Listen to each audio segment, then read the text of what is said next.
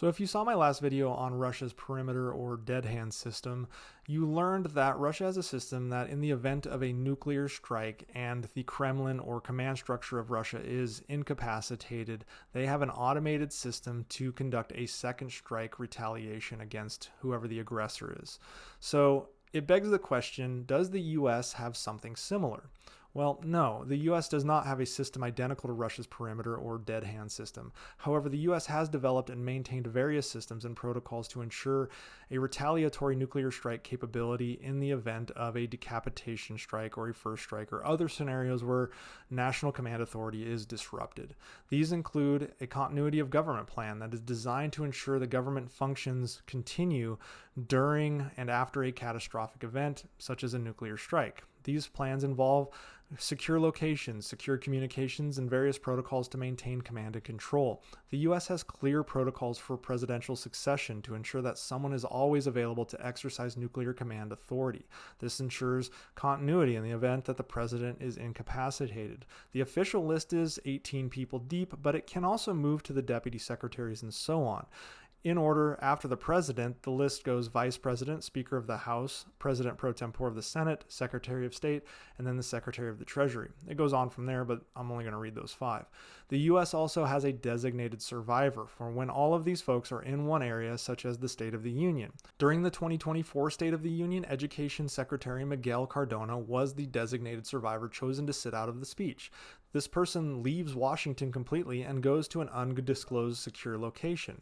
The U.S. also has Looking Glass, also known as the Doomsday Plane, which is an airborne command center, part of the E-4B National Airborne Operations Center fleet. The U.S. has 2 of them. Russia has this capability as well. The U.S. aircraft can command and control U.S. nuclear forces if ground-based command centers are destroyed or incapacitated. Due to its specialized equipment, this aircraft can survive nuclear strikes and ensures survivability and continuous communications even during nuclear war.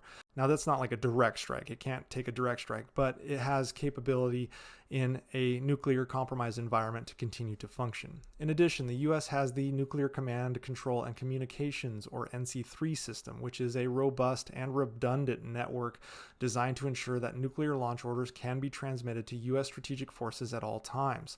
This system includes satellite communications, ground stations, and secure communications lines.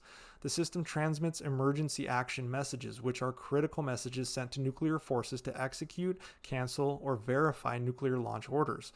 These messages are transmitted through a highly secure and highly redundant communications network to ensure orders can be delivered under any conditions. So as you can see, both the US and Russia have highly survivable launch systems, at least on paper. Where the US does have an edge is in intercept capability, something Russia does not really have. Even in a first or second strike scenario, both the US and Russia will lean on submarine launch systems, as they will be largely untouched in those first or second strikes. The key is to have attack submarines destroy those nuclear submarines before they can launch. Nonetheless, both Russia and the US have highly redundant systems in the event of a nuclear strike.